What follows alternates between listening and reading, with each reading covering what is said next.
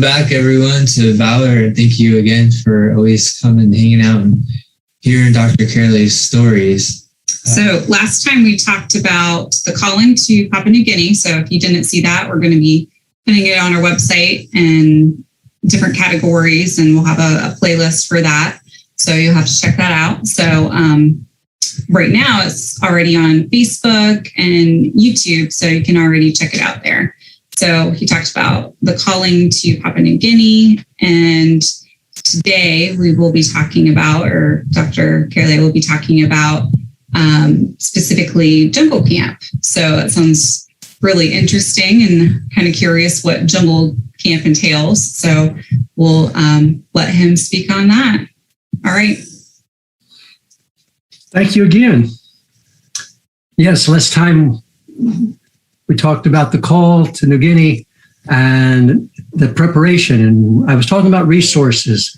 And after the presentation, there was some discussion with Michael about, the call and particular resources, because it's easy to underestimate resources. Do you have the resources, internal, external, education, experience, temperament, and so forth? So we didn't have all of the resources. We needed to have a semester of linguistics, bachelor's level, and for Laverne and I, and master's level for me. And that was just to be able to talk to linguists, understand what they were doing. I already had exegetical credentials and consulting and counseling credentials. But you see, every specialty requires something that you may not have. But resources are available. That's the good news, especially in this digital age. It's pretty easy to get them. Well, we weren't done with being prepared. Phase 2 was not in Dallas, but in Papua New Guinea itself. I saw something that my son wrote the other day from our first arrival, and he was exactly right. When we stepped off of the plane in Port Moresby, the capital, really, I was from Florida. I was used to humidity, but I felt like I was walking to a steam room and somebody was greeting me with a blanket that was warm and wet and was just kind of form-fitting me with it. So by the time I went down the steps, it was like, wow, a few more degrees of humidity is like exponentially more. And the temperature where we were in New Guinea was not always much different from highs in Florida, but the humidity made the difference. Well, once we were at an office, just walking across the street to check the post, the post, and then back, well, you'd be sweaty. It was just like that. When we first arrived, we were taking 3 showers a day until we got used to it and got by with just 2. Oh, well, that's getting a bit aside. So hot and humid, but let the adventure begin, right? And so from Port Moresby, we caught another plane to Madang. Madang is a coastal town, and it plays out in World War II stories, by the way, Japanese and Americans, sometimes other allies like the Australians. And it's a beautiful coastal area. It's also has in the past been listed as one of the top 10 diving spots in the world. That was our backyard. Wow. So put up with the humidity to be able to do that. We arrived in time for the annual general meeting and met all the translators because everybody comes in for that.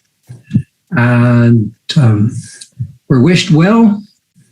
And the director, William Butler, that I was taking his position so he could go back into the bush and work on language learning and translating.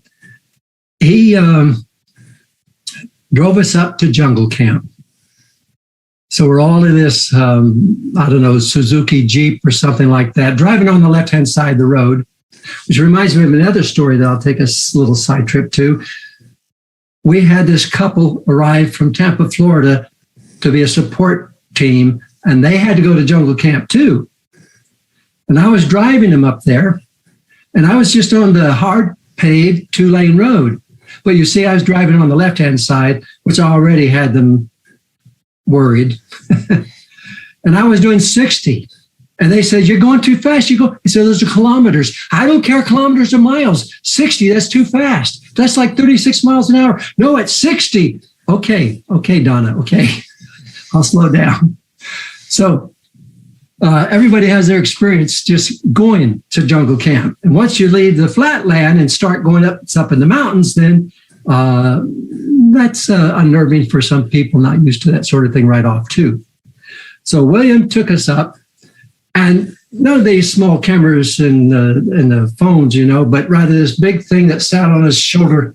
You remember him. Okay, some of you just saw him in pictures. All right. And so it sat on your shoulder, Well, William, because the battery didn't last that long, hanging from the other shoulder, he had a motorcycle battery, car battery, I don't know, but it was heavy. He was filming us as we arrived. And then he filmed us when we got into jungle camp, where we were staying. Wow.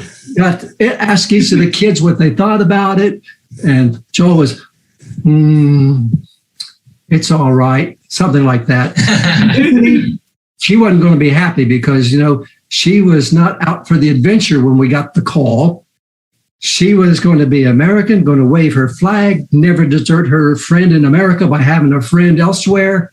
One time my wife made the mistake, "See, you've made friends there in jungle camp." I said, "No, only Serenity's my friend." Where's my little red flag to wave? So our family on arrival. And one of the things they try to get you used to is the loss of privacy. So some people were had a dorm style room. We had a whole room to ourselves, but no internal walls for the 4 of us. And we had to sleep under mosquito netting.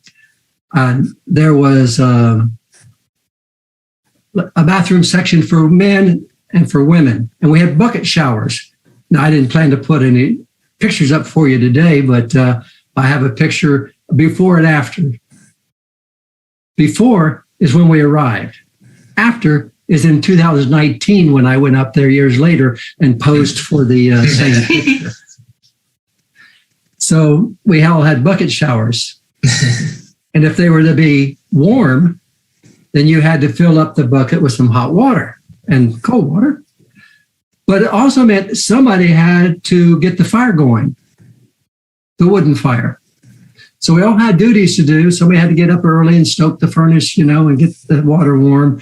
And then everybody fill up their buckets and go into their stalls and so forth. So our family all, as we were ready to adapt to anything, and we did. Oh, there's another story. You see, there was this pig running around, the wild pig running around the territory, rooting up the grass, rooting up the garden, rooting up the plants, and they weren't able to catch him. Well, I had bought this survival knife from an Army Navy store or something like that. And I had a walking stick, and I lashed it to the walking stick. And I could hear that thing coming around the corner. He had a pattern.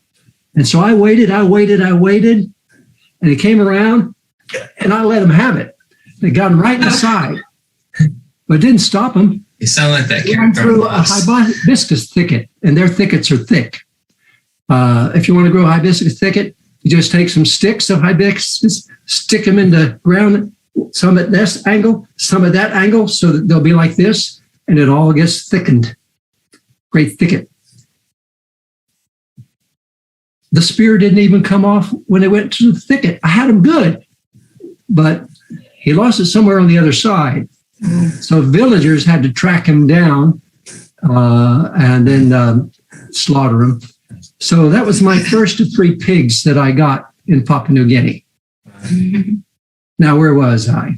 Oh, yeah. We're still in jungle camp. So we're adapting. Now, to eat, there's like 50 of us, I suppose. Somebody has to cook the meal. So there's a team that does that. And everybody rotates.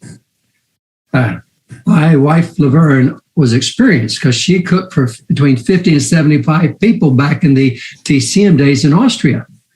And she managed the kitchen and the hospitality center for a while.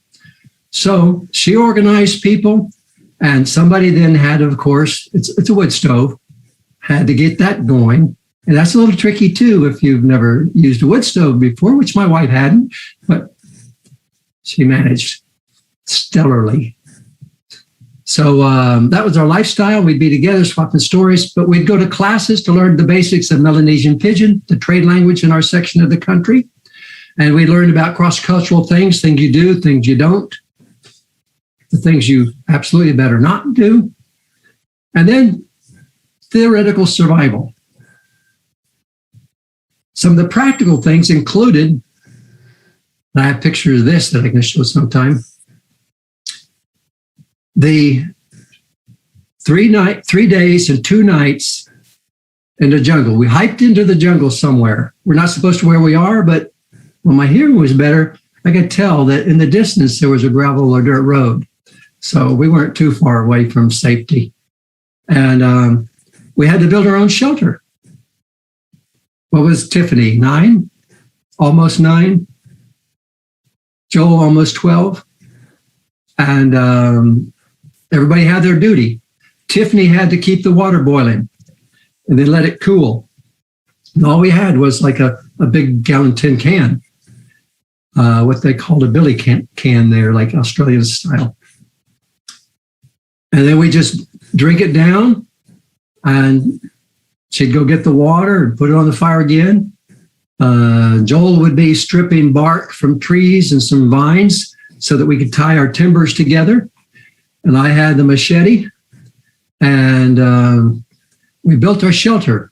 We were given a tarp to go over it, and we were given some cord to weave together to support our bodies.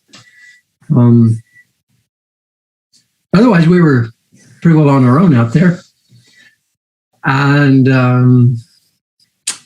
ants. When I cut down the timbers, the ants just came out from everywhere. Mm-hmm. And when you're near the equator, it's like 12 hours of daylight, 12 hours of dark. So 6 o'clock was coming up quickly, and we needed to be off the ground and in our shelter.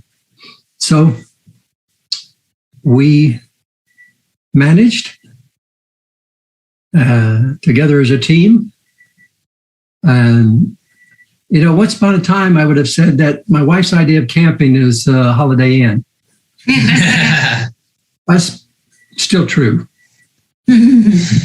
But this is the extra power that you have.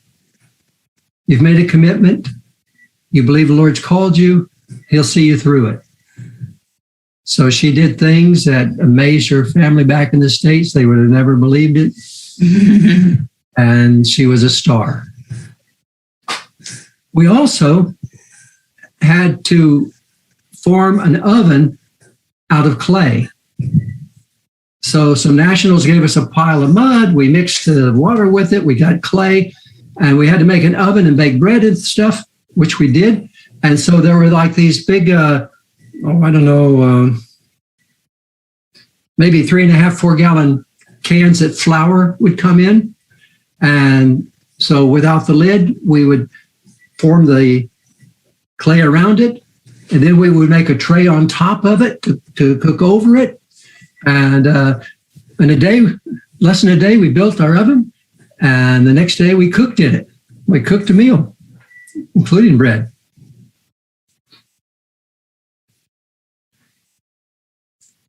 So everything that we had to do for survival were actually things that we would probably never face, but just in case. And everybody had to learn how to swim a mile if you didn't already know how. My wife might be a Florida girl, but she never swam. And so here she had to learn how to swim a mile. And so they were teaching her every time we'd come down from jungle camp. And she was getting the hang of, the backstroke and the breaststroke, mostly the backstroke. So Everybody had done their mile except for, I think, my wife and a few people who said they just wouldn't try. But she was going to try.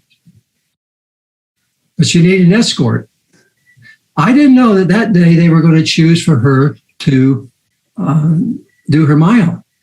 Now, why does that matter? Because sometimes I did what I did that day. I ran down the mountain from jungle camp to the flatland, through the coconut grove and coffee plantation, and then down the road to the beach. I don't know, 5 miles. And so now I had to swim a mile with Laverne. I can't swim at Laverne's pace. I sink. So I was like a shark circling, or let's say a porpoise. And so in order not to sink, I was swimming around her, kind of spiraling my mile. You know, and I'd have to direct her, you're getting off course, you're getting off course, you know. But she finished her mile, and so did I. I really think it was 3 miles for me. All other little things we did was like, okay, to get used to living in a village and with villagers, then we had at least one overnight with the nationals who were to look out after us. And some funny stories came out of that. Some of them were bathroom stories, not our family, but another one. But I'll save you that imagining. And I have a picture of Laverne sitting with this couple. And again, when I think back, it's hard to believe how my wife adjusted. Just, you know, for me, who would be surprised? So praise the Lord. Commitment. You make a commitment to something. You don't later say, oh, I didn't know. No. You're in all the way. So we were learning language. I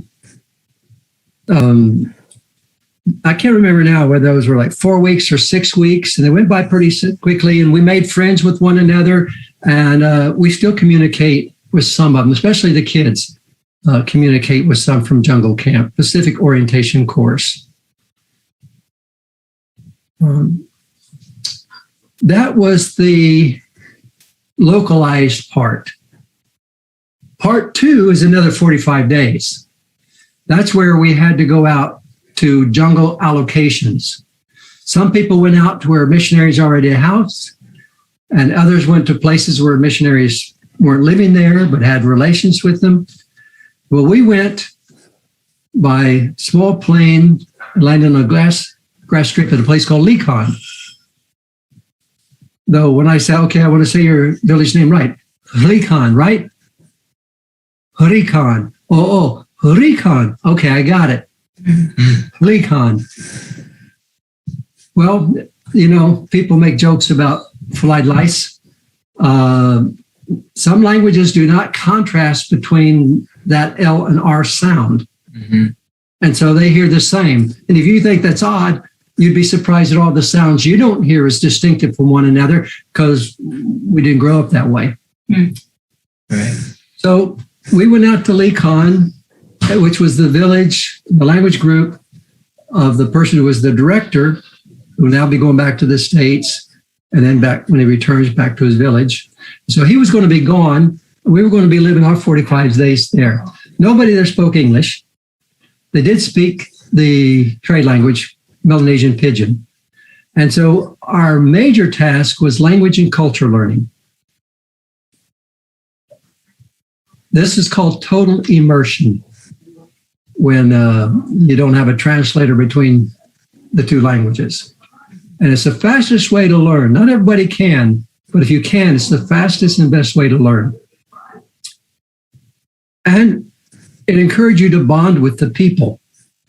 So we were bonding with people before we were with nationals, either at the same time or before we were bonding with, people from America or New Zealand or Australia or Great Britain or Germany that we met in Madang. Culture learning included some assignments. Draw the village. Identify where everybody lives. discover the power structure. What's the formal power structure? What's the real informal power structure? What are the taboos?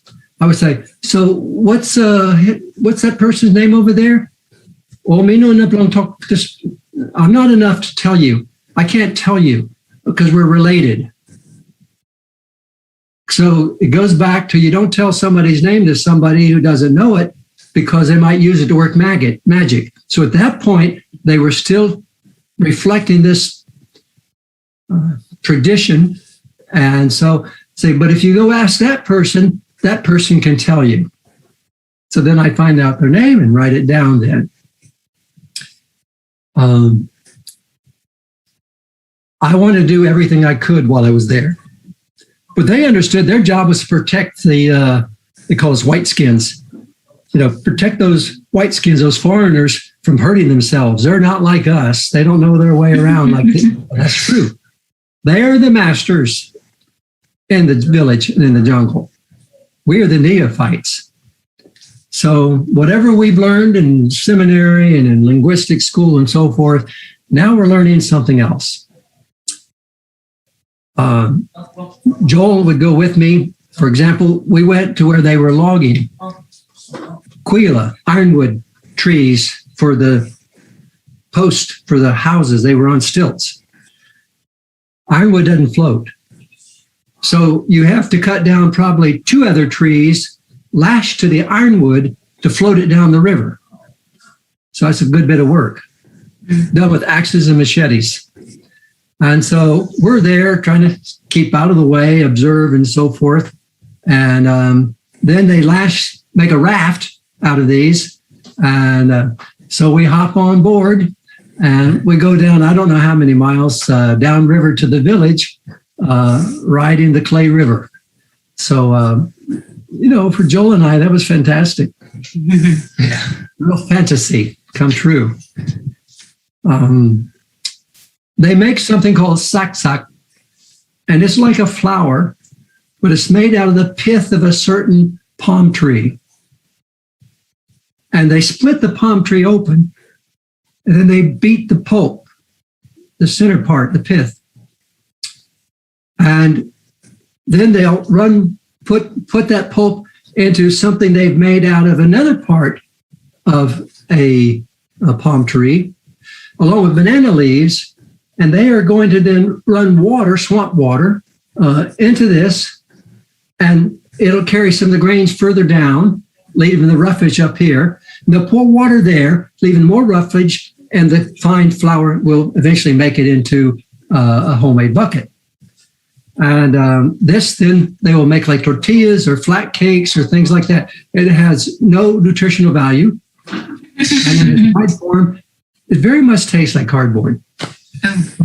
They'll use it and put the beetles, bugs, or leaves or ferns or whatever pressed down into it.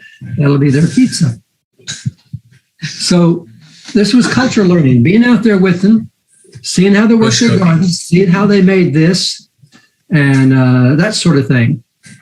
I was also invited to go on a hunt. Get the right village here. There was another village where I hope I'll remember to tell that story where the pig almost got me before I got it. They had a pig that was trampling the gardens, messing up the gardens. And I don't know whether I've been there already 4 weeks. I used to go in barefooted, and they run at 6 a.m, you come. And so they hand me my spear, and we go off running. And I realize after a while, I'm barefoot just like they are. I'm running through the jungles. We're after that pig. Another time it was a cassowary. A cassowary is like an emu. It's like an ostrich.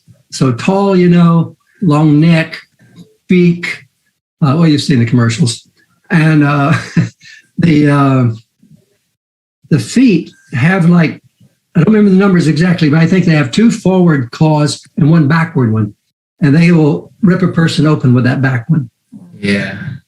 People would show me sometimes scars on their belly from either the pig tusk or the cassowary. Yeah. So I was on several hunts and chases. I was also on a fishing expedition. No pole, no line, no reel, just use your hands. And primarily women did the fishing. If you want to feel embarrassed, it's to be, be the foreigner who was put to shame by the nationals, and especially by the national women. So they kind of school these fish into the mud bank underwater, and then they go after them and grab them. Well, I went after him. Okay, I was a chicken. So as soon as I grabbed it, I was afraid of getting, it was wiggling. I was afraid of getting speared by the fin or something. I never got one. I just let him go. And the ladies would grab one and laugh and throw it in the basket on the shore. Right. So hunting, fishing, logging. Not too far from there was a downed World War II plane. I think it was called a Havoc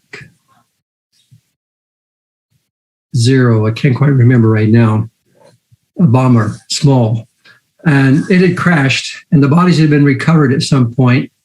And Joel has recently written up a story about that and some photos. It's too early for me to tell you where it might be published, but I hope it works out for him. So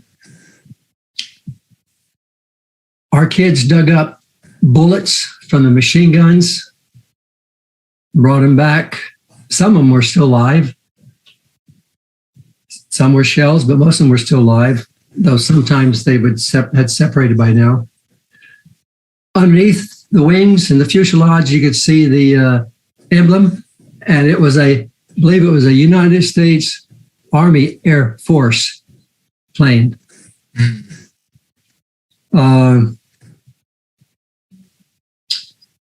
Everybody who's a missionary in the jungle is also a medic. We have a book entitled Where There Is No Doctor. Very important book. On some cases, we could call in to the Madang office and say, I need to talk to the pharmacist. I need you to go ask a doctor something. We'd handle medical things like that. So though we were just learners in the village, people still came to us because, hey, they came to the butlers. We were white skins. We must know medicine. So we had, tablets for malaria. The problem is they'd feel better after 2 or 3 days and they quit taking the tablets. So sometimes you make them have to come to you to get their tablet, or they give them to a buddy. As I'm all right now, you can take these. So you know what happens after a while. You have the drugs are resistant. Malaria is resistant to the drugs, rather. One day, one of the fellows came in, accompanied by a team of others, and he had a slice that just was something like this on his arm. Laid the flesh open. All these guys are muscular, by the way. 6-packs or nothing. They all look like they just been working out in the gym regularly because of their lifestyle. And I thought, I need to get this back together. It was just that top layer was pulled apart, and it wasn't happening. And the skin was too oily to make things stick. We had some really, really good tape called Leukoplast, but it wasn't working, and I just didn't want to sew him up. He was in shock too, by the way, when I got there. And so I call into Madang and we talk about this, and they say, well, you were trained in jungle camp, so now you have your on-field experience. So thanks. So I got one more idea, because when I do the tape, like butterfly bandages, it just wouldn't hold. So I taped almost his entire arm except where the cut was. You know what I was doing? I was creating something that would then, when I did the butterfly bandages going across the wound, it would hold. And sure enough, it worked. Then the problem was sepsis. How not to, how do you keep something dry in the jungle? And they're not going to listen to me about not doing anything with that arm for a week or whatever. And if he dies, they'll come back, the Nationals will come back and get me because they'll say, well, you worked Sanguma, you worked magic on him and he died. So this was a dicey situation. He never came back, and I never heard otherwise. So I hope he healed fine and had a lovely scarf for a souvenir. But that was the most hairy medical work thing that we did during those 45 days. Well, kind of draw this orientation course period to a close. After my 45 days that I was leaving, the plane had landed for us. And by the way, it was thrilling to just arrive there, but to see that single-engine Cessna approaching over the trees and going to land on that grass strip that was just freshly cut for its landing, and realize, it had come for us. We're going to be going to where we're going to be living in the coast. But there was also we made friends here. And in 2019, when Joel, Tiffany, and I went there for the celebration of the Warren Translation, published New Testament, it was like we never left. And people who were kids at that time that were adults, they just embraced us like we were family. They told stories about us all through the years so that their kids knew the stories about George and Laverne and Joel and Tiffany. And Muam, one of the village leaders, said, "Oh, George, you not belong town. You man belong boost. Oh, you're not, you can't go to town. You're not fit for town. You're a man who belongs in the jungle, in the bush. You need to stay with us." Well, it's true. I was a bushman. I enjoyed the logging. I enjoyed the hunting. I enjoyed the work in the sack. I enjoyed whatever they did. I can't say I enjoyed sack or larva. Little crunchy heads. Crunchy bodies. Offered Joel $5 to eat one raw, but he tried, but decided that $5 wasn't worth it. $5 for a family wasn't used to giving an allowance. That was a lot in those days. Yeah. So we were increasing our resources by going to jungle camp, learning language and culture and everything we could there, with some local experience, including 3 days, 2 nights on our own. We had to forage for our food. I mean, we had nothing to eat that we didn't find, dig up, or catch. And then the village living and all those experiences. Then we come back to Pacific Orientation Course, Jungle Camp, for one more week for debriefing, for talking about what they heard, what they didn't hear about us, and so forth. What would be reported to our superiors and all this kind of things. And we had a chance then to see our compatriots and, well, how was it you in your village, or what happened there, or what did you discover, and so forth. And so it was an exciting time too. And I think it was within a week after Jungle Camp that my wife Laverne got the news that her father had passed away. Mm-hmm. He was only 65. He'd had a series of amputations on his legs. And then finally from the ankle to the knee to above the knee. And then he died. Laverne went back for that funeral.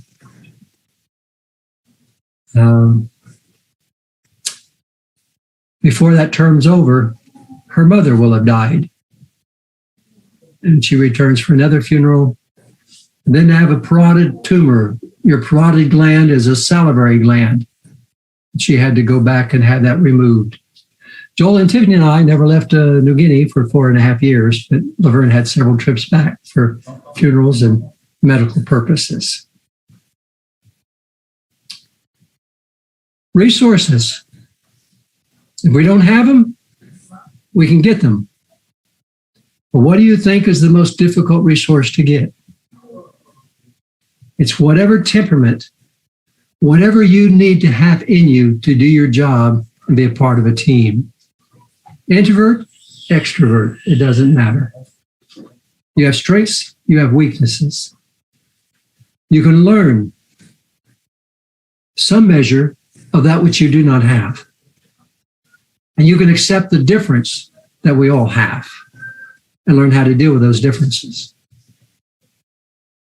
But if we're not willing to change, well, that's the story about two people, only two, fortunately, that I had to have a hand in, and then returning to their supporters.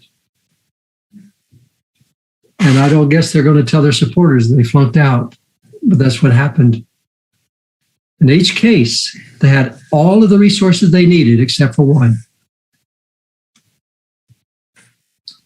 How to adapt to a difference of opinion. How to do things in a different way than what you think it should be done. How to be a part of a team.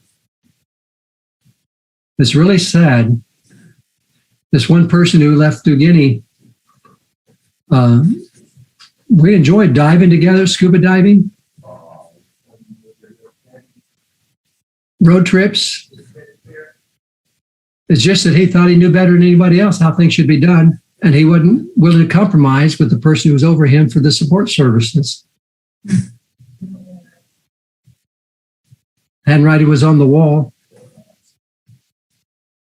but after second and third chances, sometimes you just have to face the reality. And you know, there are some people that they have everything they need for about 1 or 2 years. They can go and be a support person on the field, but after that, the well starts running dry. It comes out with behavior problems, attitude problems.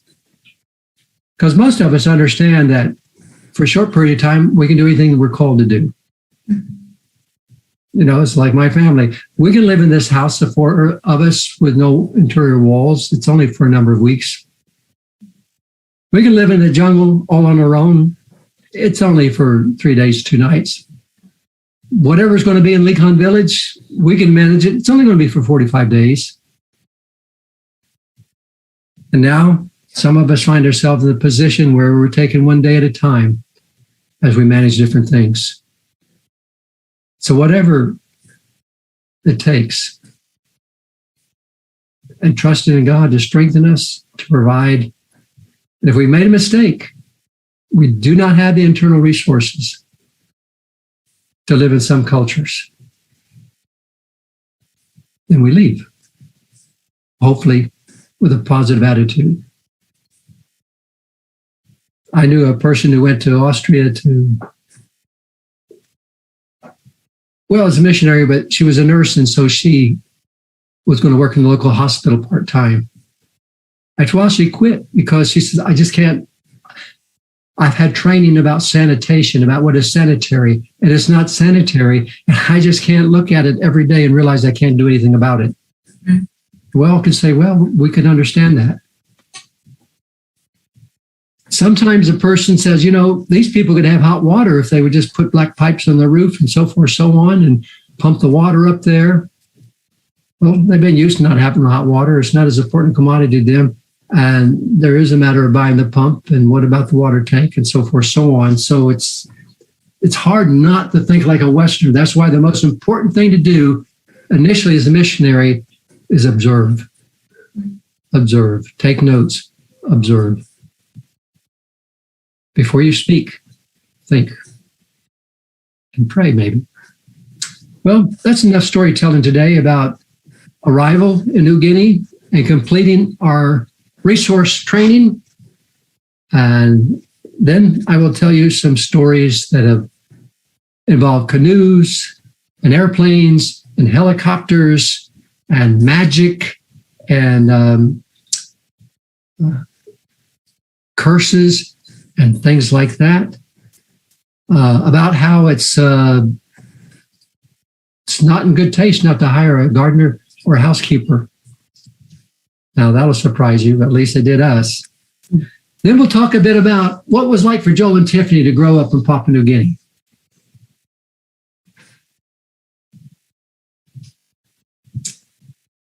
And maybe we'll say something about the volcano we were in before it blew. All right. I hope you'll be back. Sounds good. Yes. Thank you so much again. Would you like to end in prayer? Father, our family has been so privileged to serve you and to serve you in unusual places and have friends in all of these places. To know that we made a difference. Thank you. And for people who might be listening to this and thinking about the mission field, whether at home or abroad, part-time, full-time service, I hope that they will realize that it's all right to say, I can't do it, I'm not fit. But I also hope that they'll think seriously about the fact that many, many people have said that they couldn't, but they did because they trusted in you. We know that you'll help us with a lot of our failings and a lot of the missing pieces. But we also know that sometimes we're like a square peg and trying to get in a round hole that doesn't fit, or vice versa. And we just have to recognize that. But wherever we are, Father, I think we could learn lessons from the mission field, because all of us, as someone has said, is either a missionary or a mission field. In Jesus' name, amen. Amen. Thank you so much. Yes, thank you. And look forward to the continuation of the story next time. Yes. Okay, before you cut the tape, Papua New Guinea guy, he's running. Wow. Yeah. I can't read this backwards. So On there for Papua New Guinea. Wow. Yep. Nice. Fun run. Nice. I have Not even I've had faded. this shirt all the way since 1980s. Wow. How about that? Don't wear it too often, special occasion. Yeah, you can tell because it's not faded. That's good. Yeah. All right. It's a little more yellow, but it's working.